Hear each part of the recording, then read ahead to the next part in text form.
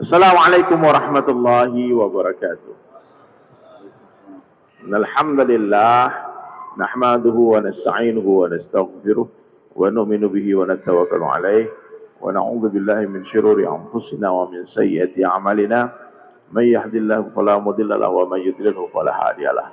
Asyhadu an la ilaha illallah wahdahu la syarika lah وأشهد أن محمدا عبده ورسوله لا نبي بعده. قال الله تعالى في القرآن الكريم أعوذ بالله من الشيطان الرجيم بسم الله الرحمن الرحيم كنتم خير أمة أخرجت للناس تأمرون بالمعروف وتنهون عن المنكر وتؤمنون بالله.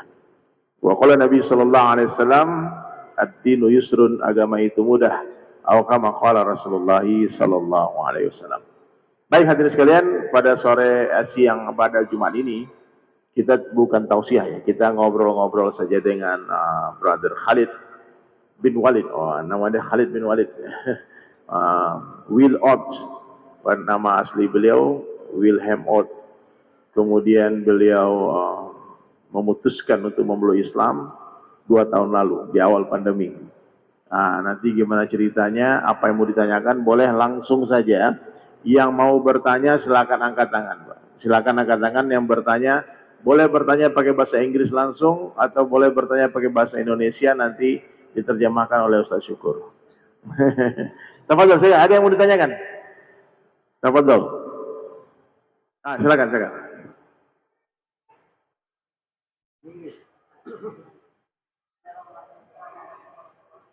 Waalaikumsalam warahmatullahi wabarakatuh.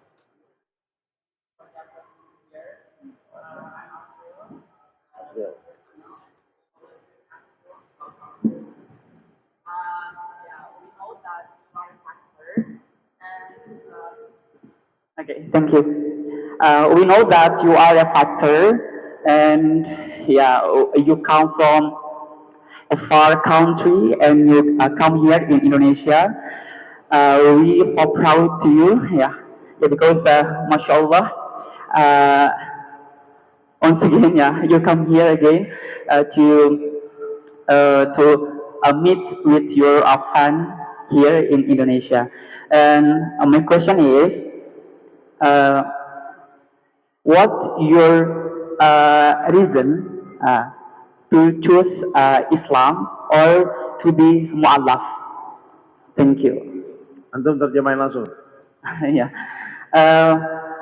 Apa alasan Mr. William untuk memilih nama dia Khalid.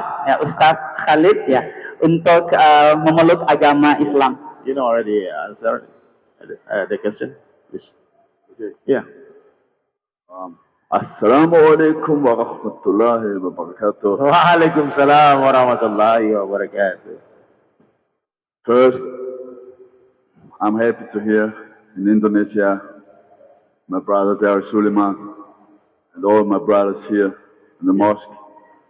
Great. And it's my second time today in the mosque. Yeah. And today, I will do it one thing, always if I fight and I win, you know what I say to the people and to the crowd? Takbir! Allahu Akbar! Takbir! Allahu Akbar! Takbir! Allahu Akbar! Allah. Jadi, Masya Allah. Jadi dia bilang, Alhamdulillah, saya bisa datang ke Indonesia, berjumpa dengan saudara saya dari Sulaiman dan saudara saya yang ada di sini semua. Dan ini adalah masjid yang kedua yang saya kunjungi sejak datang di Indonesia, karena beliau datang semalam. Tadi subuh di masjid samping rumah saya di Masjid An-Ni'mah, sekarang di Masjid Az-Zikra. Dan dia bilang selalu satu kata yang saya ucapkan setiap kali kemenangan saya, setelah dia memegang nama Khalid bin Walid, dia nggak kalah lagi, Pak. Dia selalu mengucapkan kalimat takbir. Allahu Akbar. Yes. Fantastic. Beda memang takbirnya warrior ya. I'm the only man when I fight to do that. Ya. Dia tidak peduli, hanya dia saja yang setiap dia tanding, dia dakwah di atas ring, dia takbir. Kemarin bahkan the last fight you bring Palestinian. Yes, for Palestine. Ya, terakhir dia bawa bendera Palestina. Dia bilang, aku bertanding hari ini, berlaga hari ini untuk Palestina. Kemenanganku adalah kemenangan Palestina. Takbir! Allahu Akbar. So, my brother, to your question, Nah, the reason why I choose the Islam. ya. Who? Why? Yeah. Every one of us have a mother and a father. Right. And every one of you love your mother and your father, inshallah. And the same too, your mother or your father loves you. But if you have no mother and you have no father who loves you, it's not so easy. So my life, I all the time believe in God, but I don't find answers to my religion. Yes? Jadi dia bilang alasan saya menjadi orang Islam, memeluk Islam adalah dia bilang semua orang tentu sangat mencintai orang tuanya, betul nggak? Semua orang tua tentu akan mencintai anaknya. Dan di sini hampir semua daripada teman-teman memiliki ayah dan ibu yang sempurna, yang mencintai kalian semua. Tapi saya tidak. Jadi dia ini ibunya meninggal di depan dia waktu kecil, kemudian ayahnya juga meninggal, udah meninggal dia sekarang. Tapi waktu dia memutuskan untuk mencari kebahagiaan, dulu agama dia dulu ya, dia bukan orang yang tidak beragama, dulu dia punya agama juga, cuman sampai ya kalian lihat di dadanya ada tato apa kan. Nah, jadi tapi dia tidak menemukan jawaban di kepercayaan yang dulu. Apa itu kehidupan, kemuliaan, kebahagiaan itu? Nah. Yeah, and in the house where I live with my two sisters, there was no much love. Yeah. So when I was a teenager, I made all the time problems, and so I go a little bit in the jail for 10 years. Astagfirullah. Jadi dia hidup di rumahnya dia. Jadi sorry about your father, that's alcoholic. Yes, my father is drinking alcohol. Jadi bapaknya dia itu, My mother is dying in front of me when I was 2 years old. sick. Oh, what? She takes alcohol and drugs. Ibunya meninggal karena overdosis alkohol di depan dia waktu dia kecil. Ayahnya melanjutkan mabuk-mabukan. Kemudian dia tinggal dengan 2 orang kakaknya perempuan. Dan tidak ada cinta di rumahnya, tidak ada kasih sayang di rumahnya. Dan itulah kehidupan masa remaja dia. Dan akhirnya dia turun ke jalan dan membuat berbagai macam ulah kriminal. Sampai dia di penjara 10 tahun. And when I was in the jail, this was my first contact with the Islam. So a brother gave me the Holy Quran and give me and take and say to me, read it and you will see what's happened. Ya. Jadi waktu dia dalam penjara, pertama kali dia berjumpa orang Islam dalam penjara. Jadi ada satu orang Muslim di sana kasih dia Al-Quran. Dia katakan, baca ini. Dan dia baca Al-Quran. And there was ayat, this one of my lovelies, when he say, my English is not so good, so I'm sorry. No worries. Everybody understand. But if you say, you got in your life big problems, one day they will come, they will all be easier. Yeah. You know? And yeah, at this time the Islamic State was very popular. Yeah. And so I was, when in this time I was in the jail, I go on the side to extremists. Yeah. Yeah, this was for me the wrong Islam. But you must do it and you must learn it. Yeah. Jadi orang yang mengajarkan Islam kepada dia di dalam penjara itu ekstrim, ngeri. You tell me this morning about who you do Coca-Cola. Yeah, when I was in the jail and I go and one man stand with Pepsi or with Coca-Cola, I tell him, I will cut your head if you drink that one time ago. So this is, yeah. With one Coca-Cola dies one Palestinian. Ya, jadi gini, dia ketemu orang Islam yang ekstrim dalam penjara. Ya, waktu itu Islamic State, ya itu ISIS lagi populer, ya, lagi heboh-hebohnya kan. Jadi orang-orang yang dipenjara di sana tuh kasusnya ya teroris, ya semua orang-orang ekstrim ya. Dan orang yang mengajarkan dia Islam itu strict. Jadi kalau ada orang Islam yang minum Coca-Cola atau Pepsi, dia katakan, kau minum sekali lagi Coca-Cola, aku potong lehermu. Kayak gitu ekstrimnya. Dan benar, satu orang Palestinian minum Coca-Cola dalam penjara itu dibunuh, Pak, gara-gara Coca-Cola.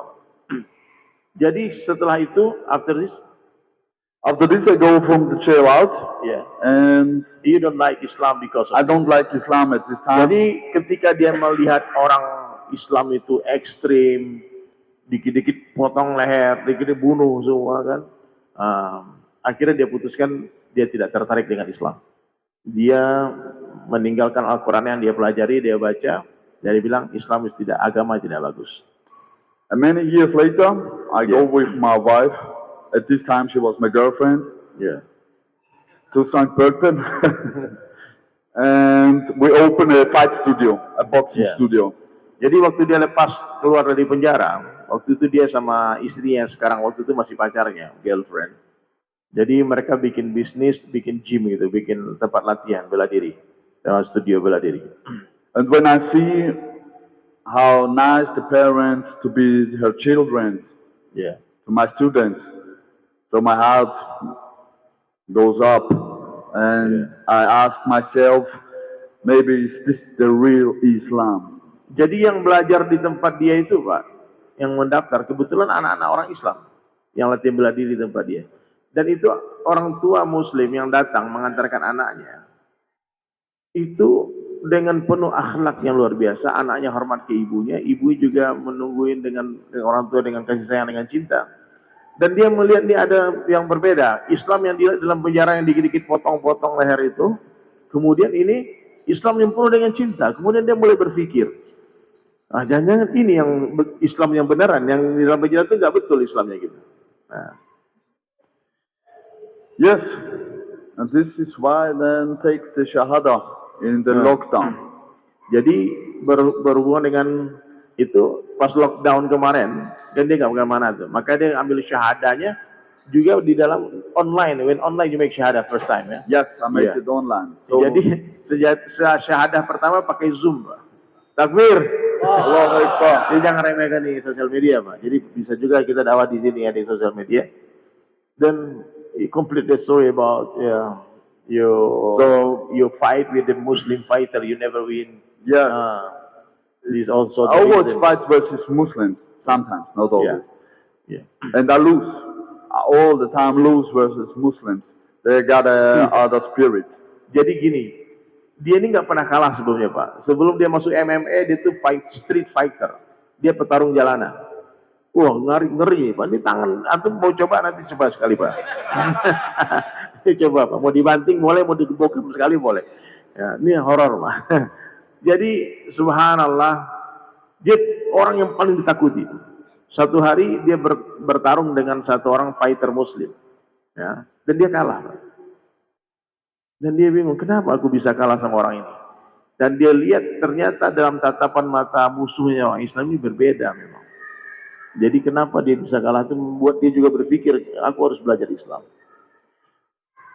So, and at this day when I'm a Muslim, it's very important to show your best side. Yeah.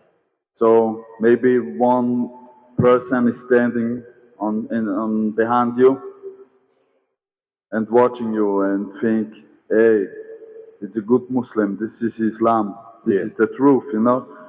Allahu Akbar. Jadi penting kita memperbaiki akhlak kita kan. Mungkin gara-gara attitude kita, perilaku kita, ada orang mempraktikkan kita di belakang kita. Oh, ini Islam, orang Islam baik. Dan kita nggak tahu siapa yang dapat hidayah gara-gara melihat kita itu. Maka perlu kita menjaga attitude kita semua. Ya, semua ya. Ini pentingnya. Antum niatkan perjalanan hidup antum itu semuanya dakwah. Sehingga dengan akhlak kita, dengan senyuman kita, orang bisa masuk Islam. Takbir.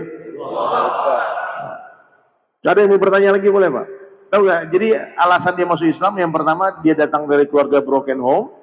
Yang kedua, ya karena dia masuk penjara, di penjara dia belajar Islam dan awalnya dia tidak suka.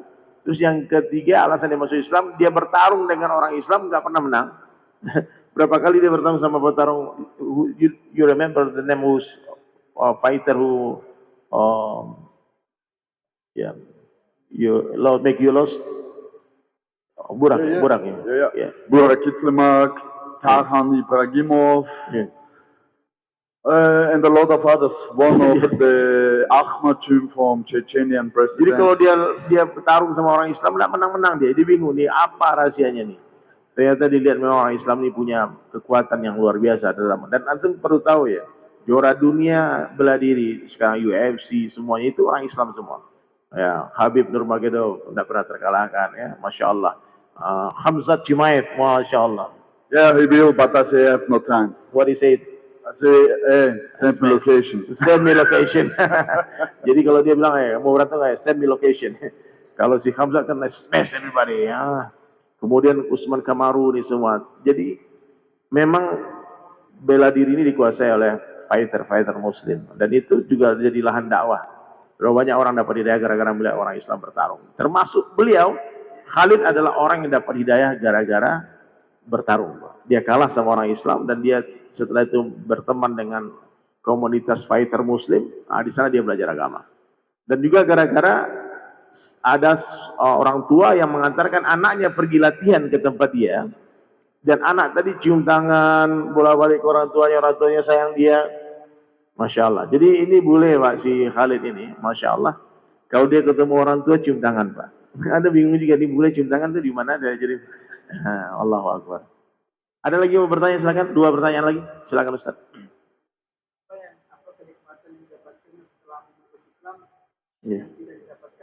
Yeah, this is asking. What's the difference?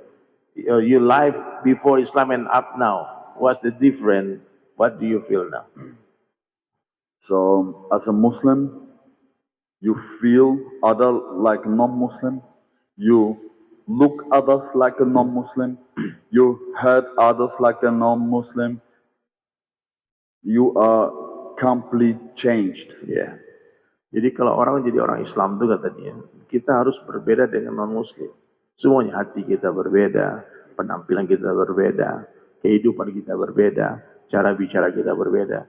Jadi kalau antum tanya apa beda dulu ketika non-Muslim dengan setelah Muslim, wow, like the police from airport, you can tell that it's the different. Yeah, the police is the different. If I was in Austria, I got all the time problems. Yeah. But if I go to Indonesia, so the police is not behind me, the police is in front of me and helps me. Takbir. Dia bilang aku tuh di Austria tuh bikin masalah terus di mana-mana diburu polisi katanya. Tapi di Indonesia setelah jadi orang Islam berbeda. Kalau di Austria polisi di belakangku, kalau di Indonesia polisi di depanku ngawal aku. Kemarin kita pakai patwal Pak dari airport. Dia ngomong ketawa-ketawa dia. Sekarang kita polisi di depan bukan di belakang. Allahu Akbar. Ada lagi yang mau bertanya? Satu lagi. Ya, silakan Ustaz. Allahu Akbar. Masya Allah.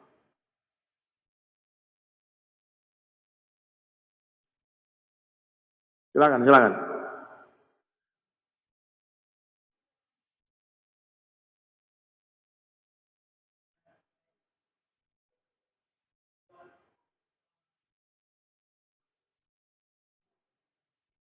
Yeah.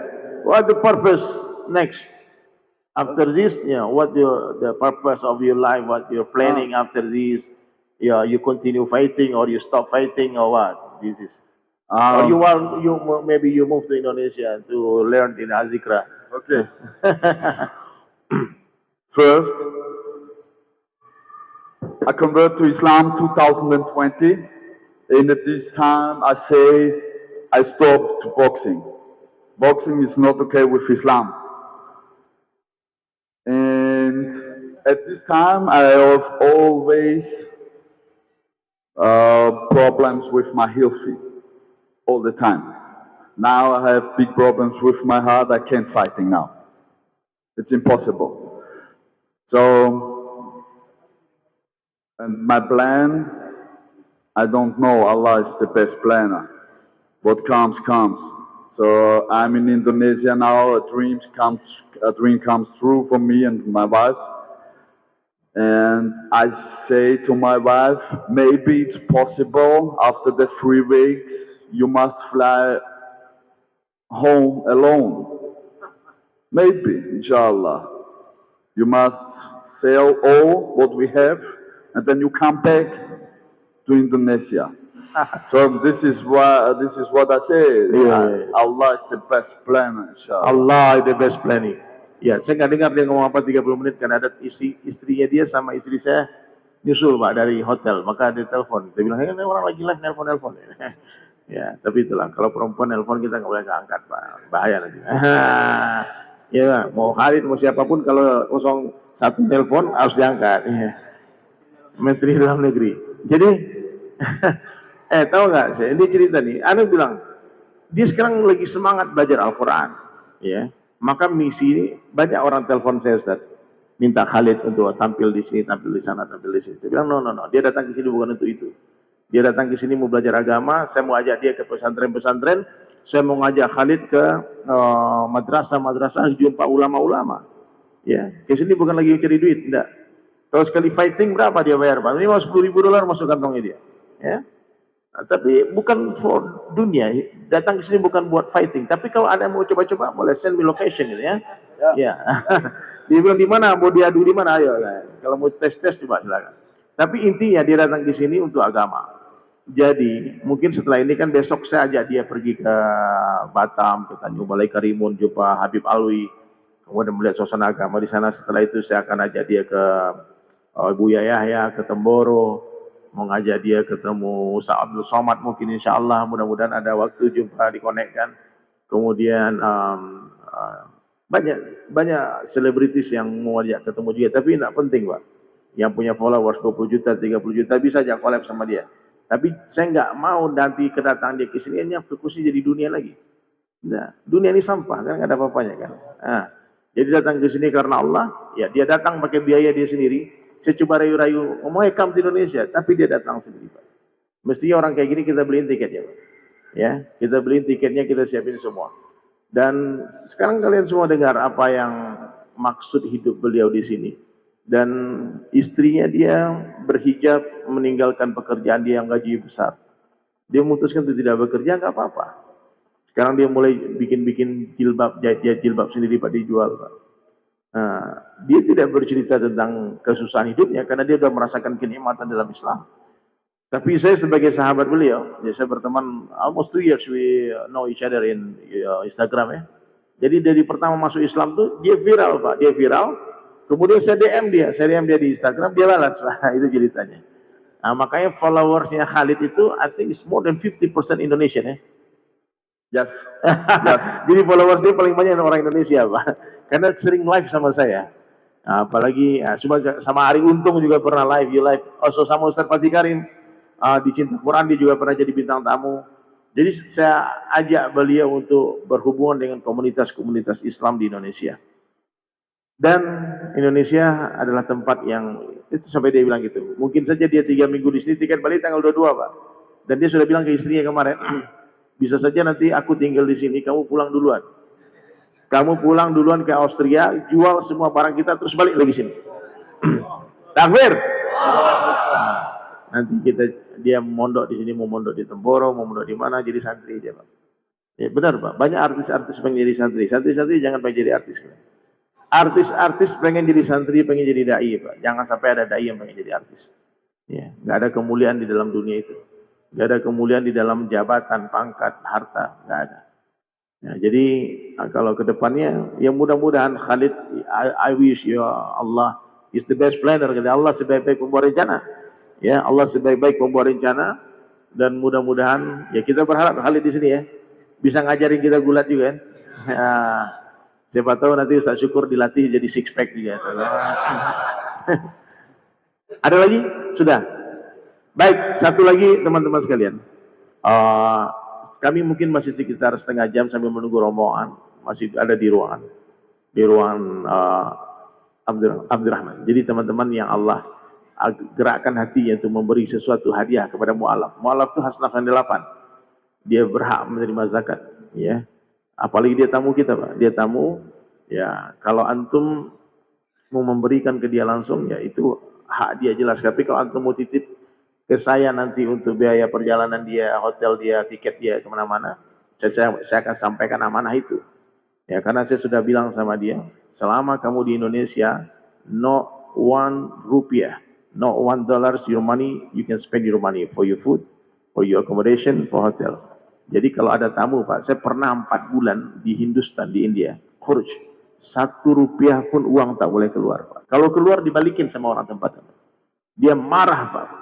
I tell story about my experience going to India. Next time with me, we go to India, insyaAllah. Inshallah. Next Muslim country. Inshallah. Jadi di India tuh Pak, saya belajar Ustaz, kalau tamu lebih dari raja. Saya pernah makan 1 piring, you know. Di India itu nggak pegang makanan, Pak. Disuapin sama ulama ini. Saya pegang, ditahan-tahan, disuapin sampai habis. Ya, betul-betul Pak, ikram di sana. Ya, dokter nggak mau dibayar, taksi nggak mau dibayar, semua nggak mau dibayar. Kalau tamu, mehman, tamu. Berarti kalau tamu harus dimuliakan. 3 hari tamu di sana dimuliakan, nggak ditanya ada keperluan apa, maksud apa. Jadi kalau di India, Pakistan, Bangladesh, kenapa jemaah tabligh sering belajar dakwah ke sana? Antum kalau masuk ke sana ke masjid, tidak boleh masak, Pak. Kompor kita disembunyiin sama mereka, disembunyiin. Tapi anehnya kalau mereka ke sini, mereka pun nggak mau dimasain. Jadi aneh Pak, orang sana tuh ke sini nggak mau diikram, pas kita ke sana nggak mau juga dia diikram dia sama kita. Nah, jadi komplainlah satu orang ustaz waktu itu komplain, kenapa waktu di Indonesia kamu tidak mau dimasain, sekarang kami pun nggak boleh masak?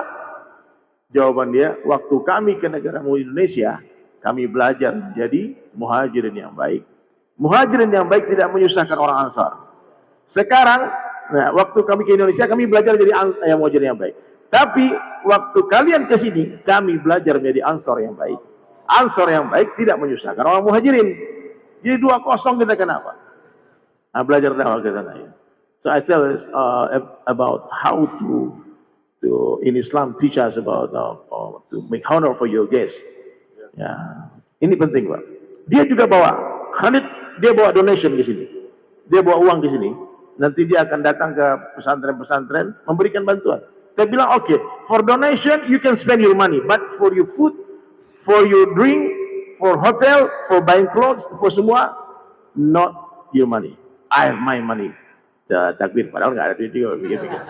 On the first time you say my money is haram. Saya bilang di mobil, your money is haram in Indonesia for your food. Paham ya? Jadi kalau ada tamu datang ke masjid-masjid kalian nanti bapak-bapak semua, muliakan mereka. Kalau kalian beriman kepada Allah dan hari akhir, muliakan tamu. Kalau ini bukan sekedar tamu Pak. Dia seorang mujahid, dia seorang warrior, da'i Pak, tidak mudah Pak. Di Indonesia ya tidak berani orang teriak-teriak Save Palestine, takut akunnya di ban kan? Ya, dia Pak, live TV Pak, takbir Save Palestine. Can you say takbir again? Takbir, Allahu Akbar. Beda, getarnya beda. Paham ya? Jadi kalau ada yang mau memberikan sesuatu hadiah, mau tasbih, mau tadi awang ngasih siwa, Ustadz ngasih sorban, silahkan. Ini sesuatu mungkin bagi kita nggak banyak, tapi bagi dia itu berkesan Pak. Dia sampai tadi pagi di masjid pagi tadi, dia nggak habis pikir kok bisa orang Indonesia kayak gini. Tapi bilang accept it, karena itu tanda cinta. Ya, justru kalau kamu nggak terima, tapi kamu dibilang sombong sama orang sini. Oh gitu ya. Awalnya kamu terima tadi, kaget dia Pak, pertama kali orang kasih. Ya. Jadi, if somebody give you something in Indonesia, this is not because of the insulting you, not, but this is because of love. Yeah. They will give something love. Yeah. If you want to give, this is your business. Yeah. But they want to give, we accept. We want to give to somebody else. This is our next mission. Nah, jadi itu ya, mungkin itu saja dari saya, dari Khalid bin Walid. Saya syukur ada yang mau ditambahkan. Baik, kalau di sana gulat, di sini gelut, gitu ya. Alhamdulillah kita senang dengan kehadiran beliau-beliau dan menambah pencerahan buat kita. Kami hanya mengingatkan, insya Allah Ahad besok kembali kita zikir di sini. Dan ini menarik juga, anak muda masih anom, Gus Yusuf bin Kiai Haji Uzairon. Tentu kita sudah paham siapa Kiai Uzairon dan kami sudah ziarah juga ke makam beliau di Temboro. Maka sampaikan kabar ini kepada kawan-kawan yang lain. Kita penuhi lagi masjid kita insya Allah Ahad besok, ya, Ahad besok, dan kita akan berzikir bersama. Dan insya Allah Gus Yusuf akan bersama dengan kita dan tentu ulama-ulama yang lainnya, ya. Mudah-mudahan siap hadir. Dan kalau juga untuk menambah amal buat kita, share. Sudah ada apa namanya? Flyernya, silakan di-share sebanyak-banyaknya. Sebanyak orang yang datang, insya Allah itu menjadi kebaikan buat kita.